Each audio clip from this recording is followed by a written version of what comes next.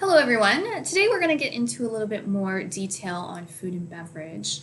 Now I do know that I covered a little bit of this in the previous week's hospitality lecture, and if you end up becoming a hospitality major, you will take an entire class on food and beverage, but everyone should have at least a little bit of a basis about the food and beverage sector, so that's why I'm going to go into a little bit more detail on it today. Now, the food and beverage sector has developed over many years, and it has changed through lots of different historical occurrences that have happened. Things like exploration, the discovery of new places, the expansion of empires, and colonization of different places really expanded the idea of different types of cuisine and really helped food move around to different locations within the world. A lot of people think of tomatoes as being from Italy because of pizza, of course, and pasta and spaghetti, that sort of thing. However, tomatoes are actually they are a new world food. They're from the Americas, and discovery, exploration actually brought tomatoes back to Europe. They became very ingrained in Italian culture and Italian cooking, and so that's why very often people think that tomatoes are from Italy, but that is incorrect.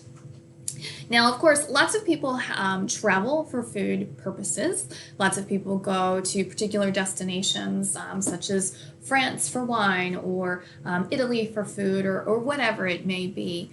However, we also have a big part of the F&B sector that is not a result of tourism. It is a result of locals going out to restaurants, cafes, food events, and festivals, that sort of thing. Now, when we're talking about food and beverage, it's important to keep in mind that, of course, there's a huge range of different styles in cuisine, and beverage is not just alcohol. A lot of people think of alcoholic beverage when we're talking about the beverage sector, but we are also talking about non-alcoholic drinks, whether they are hot and cold. So I'm not sure if you know this or not, but water is actually the most consumed beverage worldwide. And of course, now we have lots of bottled water options available. Tea and coffee, now these are also some of the most commonly consumed non-alcoholic drinks, and they do provide lots of options for people around the world. And then, of course, we have alcohol, such as beer, wine, and other types of spirits.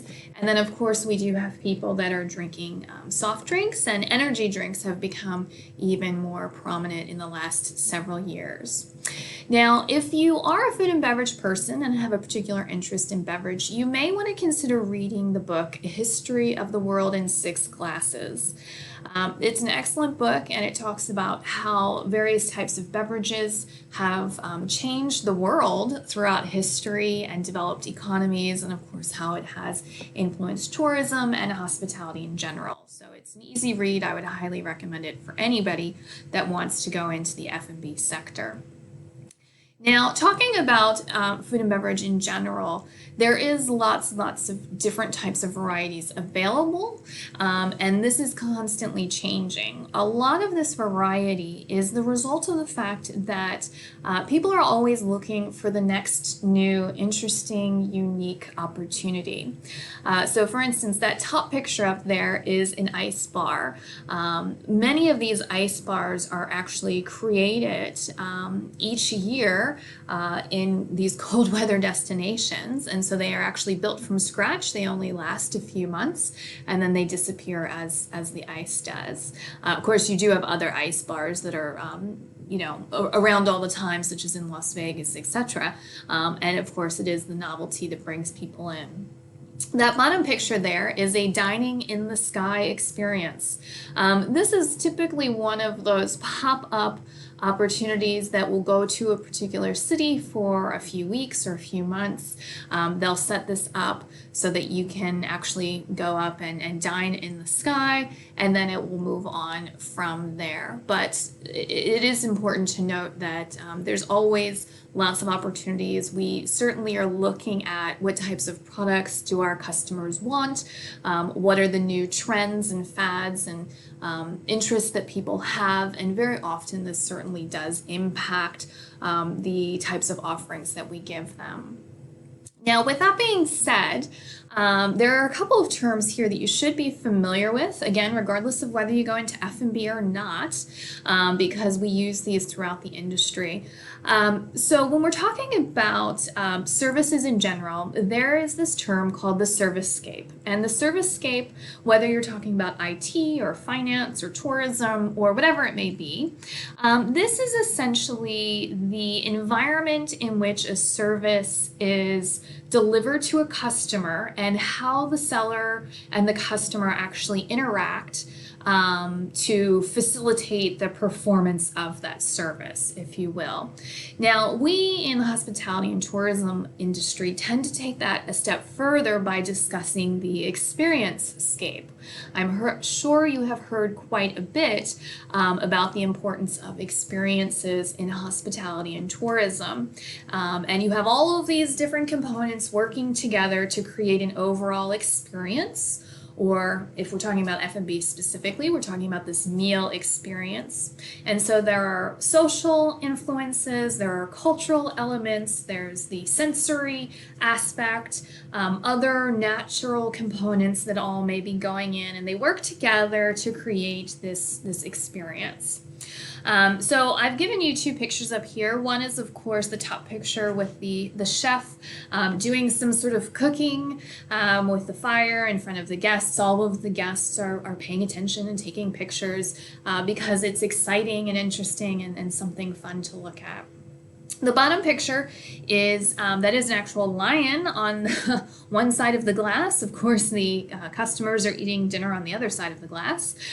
So again, this is a different way of providing this interesting experience to our customers. So when we're talking about these meal experiences, there are typically 5 factors that we're really focusing on. One is, of course, the food and beverages that they are consuming, the customers are consuming.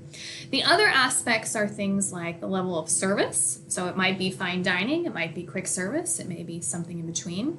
Obviously, cleanliness and hygiene is very important, as is the price and the perceived value that the customers are getting for the money that they are spending. And then, of course, as I showed you in these 2 pictures here, the atmosphere of the establishment. So all of these are really quite important to our customers in enjoying their experience. Now, there are a few major service considerations you should be familiar with. Again, regardless of whether you go into food and beverage or not. One is what we call seat turnover. So for instance, you have a restaurant or a cafe, depending on what kind of service is being given, you can turn over a seat more than once a night, and it's expected that that will happen because you'll have people that will come in quite early, maybe at 5 o'clock for dinner, and then you might have the happy hour, and then the right after work crowd that comes in around 6:30 or 7, and then you do, of course, have people who want more late night dinners, so they might come in at 8:30 or 9. So every restaurant, cafe, every organization that offers food knows how many times they can turn over a seat based on how long people typically stay.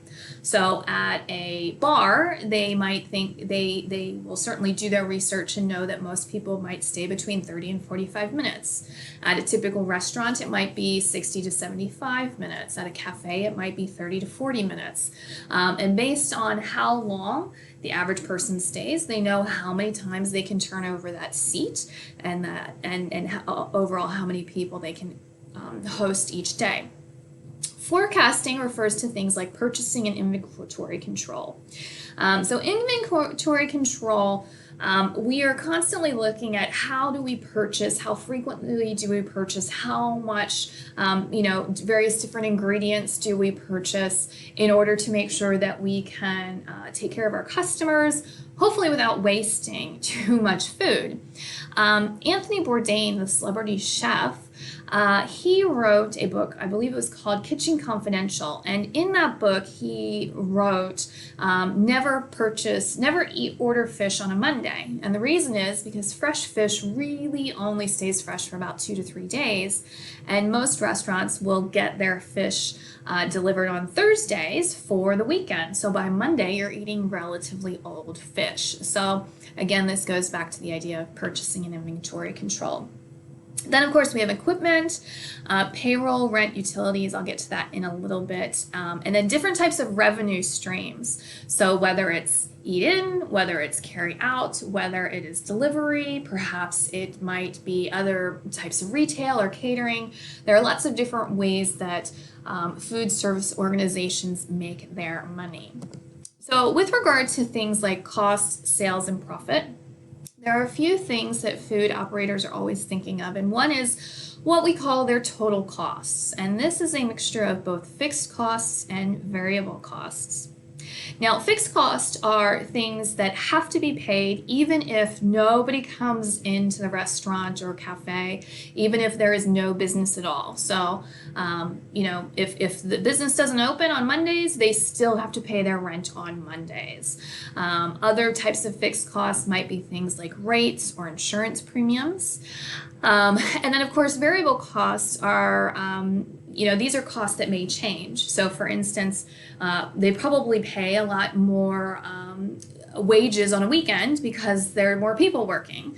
At certain times of the year, they may be ordering less food and less other types of ingredients, so their costs for inventory may be going down. So that's certainly one thing that all food service operators are considering. Of course, there is total sales, which has to do with actual cash revenue. And it's important to keep in mind that there's a difference between costs and sales. What you want is just because you make money, just because money comes in as cash revenue, does not mean that it's all profit. So you need your costs to be less than your sales in order to actually make profit. So it's very important that restaurants and other food service organizations make that money. And that is the difficult thing, is that very often the profit margin in restaurants is under 15%, and it usually falls to about 3 to 5% is profit margin. This is why a lot of food service organizations fail within the first 12 to 18 months. And this is why a lot of organizations try to vary their revenue streams because, for instance, catering is, you have a contract, you are able to forecast exactly how much you need to purchase, so there's a lot less wasted food. And then also, as part of that contract, the group would guarantee a number. So they would guarantee, let's say, 100 people. And so regardless of whether 100 people show up or not, they would still, the organization providing the service would still make that money because of those guarantees.